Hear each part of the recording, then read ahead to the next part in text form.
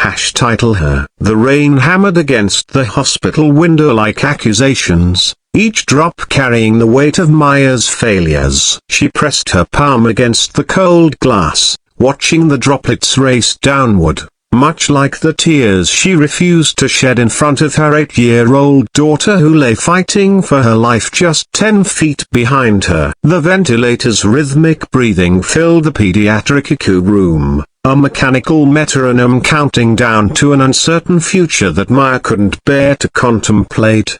Mrs. Rodriguez, the voice belonged to Dr. Peterson, whose kind eyes had delivered nothing but devastating news for the past 3 weeks. Maya turned, her hospital scrubs wrinkled from another sleepless night spent curled in the uncomfortable chair beside Sophia's bed.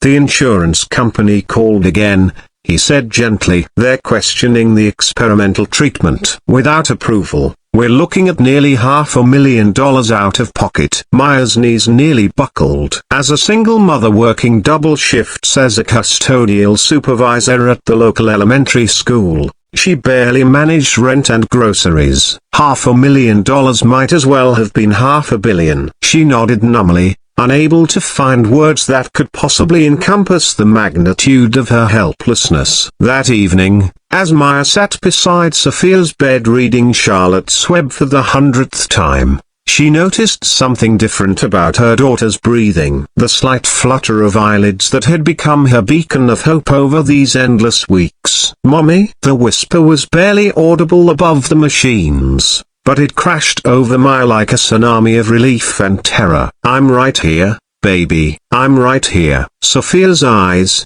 though heavy with medication, focused on her mother's face. "Are you sad because I'm sick?" Maya's heart shattered and rebuilt itself in the same instant. "No, sweetheart. I'm not sad. I'm grateful. So grateful that you're my daughter." "Will I get better?" The question hung in the air like a prayer Maya didn't know how to answer. She smoothed Sophia's dark hair, the same shade as her own, and chose truth wrapped in hope.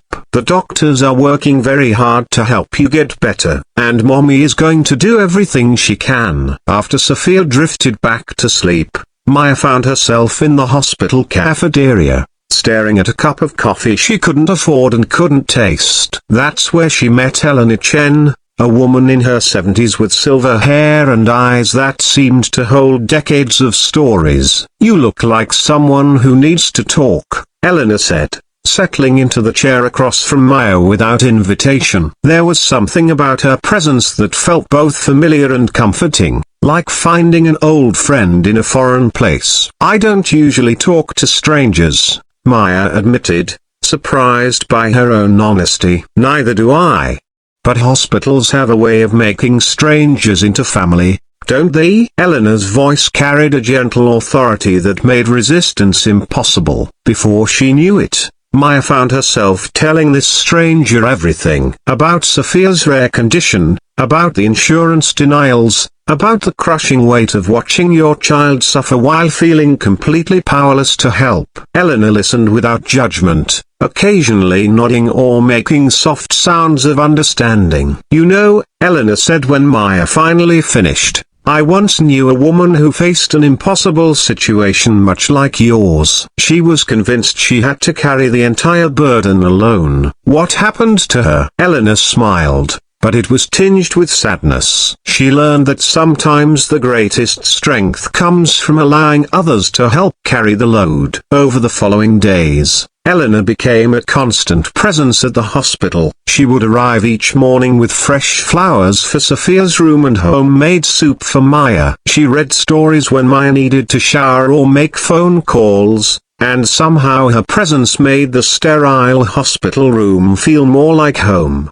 It was Eleanor who suggested Maya start a blog about their journey. "People need to see Sophia's story," she insisted. "They need to understand that behind every medical crisis is a human being with dreams and fears and people who love them unconditionally." Maya resisted at first. The idea of exposing their private pain to the world felt wrong, like putting their suffering on display for entertainment. But Eleanor's gentle persistence wore down her defenses. "It's not about charity," Eleanor explained. It's about connection, about reminding people that we're all part of the same human family. The blog started simply. Maya wrote about Sophia's love of butterflies, about her dreams of becoming a veterinarian, about the way she still believed in magic despite everything she'd endured. She wrote about the nurses who went out of their way to make Sophia smile, about the janitor who always saved the best pudding cups for her, about the small acts of kindness that kept hope alive in the darkest moments.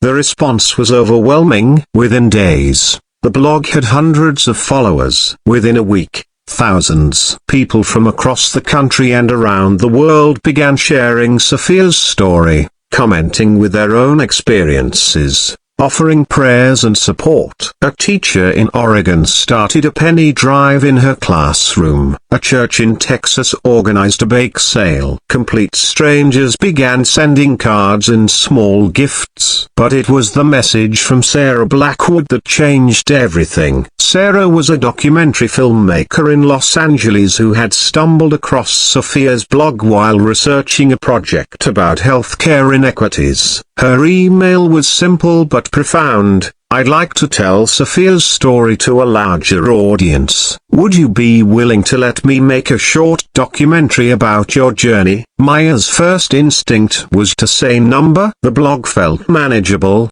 controllable. A documentary felt too big, too exposing. But when she mentioned it to Sophia during one of her lucid moments, her daughter's eyes lit up with excitement. Would it help other kids like me? Sophia asked. Maybe, baby, maybe it would. Then we should do it, Mommy. We should help. The documentary crew arrived 2 weeks later. Sarah Blackwood was not what Maya had expected. Instead of the slick Hollywood stereotype she'd imagined, Sarah was warm and genuine, spending hours getting to know Sophia before ever turning on a camera. She filmed the daily routines, the medical procedures, the quiet moments of connection between mother and daughter. But more than that, she captured the community that had formed around them. Eleanor, it turned out, had a story of her own. 50 years earlier, she had lost her own daughter to leukemia at the age of 9.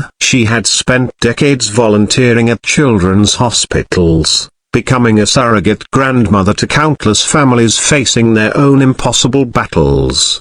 I couldn't save my daughter, she told the camera, her voice steady despite the tears in her eyes. But maybe I can help save others. The documentary, titled Her, A Story of Hope, premiered at the Sundance Film Festival 6 months later. Within hours of the screening, the film's crowdfunding page had raised over $200,000 for Sophia's treatment. Major news networks picked up the story. Celebrity endorsements flooded social media. The fund continued to grow, eventually reaching not just the amount needed for Sophia's treatment, but enough to establish a foundation helping other families facing similar challenges. But the real miracle happened on a quiet Tuesday morning in March. Maya was reading to Sophia when Dr. Peterson entered the room with a smile she hadn't seen in months. The experimental treatment is working, he said, his voice thick with emotion. The tumors are shrinking significantly. Maya couldn't breathe, couldn't think, could only hold her daughter's hand and feel the weight of impossibility lifting from her shoulders. Does this mean I'll get better? Sophia asked, her voice stronger than it had been in weeks. It means you're getting better right now, Dr. Peterson confirmed. The road to full recovery would be long, filled with continued treatments and monitoring, but the prognosis had shifted from hopeless to hopeful. And through it all, the community that had formed around their story continued to grow. A year later, Maya stood on a stage in Washington, D.C., addressing a congressional committee about healthcare reform. Sophia, healthy and radiant, sat in the front row wearing a butterfly pin, her dream of becoming a veterinarian burning brighter than ever. My daughter taught me that titles don't define us, Maya said, her voice carrying across the packed hearing room. She's not the sick kid or the cancer patient or the charity case. She's Sophia. She's 8 years old. She loves butterflies and ice cream and believes that every person has the power to make their world better. And she's right. Eleanor, now in her 70s, had taken on the role of executive director of the Sofia Rodriguez Foundation for Pediatric Healthcare Advocacy. The foundation had already helped over 300 families access life-saving treatments, proving that one story, shared with courage and honesty, could create ripples of change across the world. As Maya watched Sophia play with the other children at the foundation's first annual family picnic, she remembered that rainy night in the hospital when everything seemed impossible. She thought about the stranger who had become family, the community that had formed from shared compassion, the way love had multiplied when it was given freely. Sophia ran up to her, breathless and glowing with health and happiness. "Mommy, Mrs. Eleanor says that helping people is like planting seeds. You might not see them grow right away, but eventually, they become something beautiful." Maya pulled her daughter close, breathing in the scent of sunshine and possibility. "What do you think about that?" "I think we planted a whole garden," Sophia said, grinning. "And now everyone gets to see the flowers." Looking around at the dozens of families gathered together, united by their shared experiences and mutual support, Maya realized her daughter was absolutely right. They hadn't just survived their impossible situation, they had transformed it into something that would help countless others find hope in their darkest moments.